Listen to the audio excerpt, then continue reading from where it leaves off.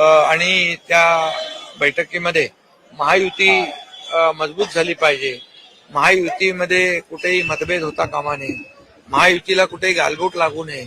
आणि म्हणून आम्ही महायुतीने लोकसभा लढलो, महायुतीने विधानसभा लढलो, महायुतीने आपण विधानसभा लँडस्लाइड विक्ट्री यश प्राप्त केलेलं आहे.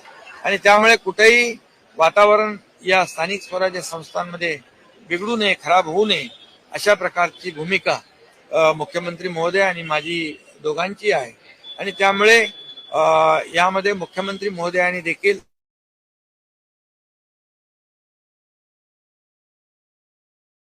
शिवसेना भाजप, भाजप शिवसेना किंवा महायुती हे कुठल्याही परिस्थितीमध्ये घेतले जाऊ नये.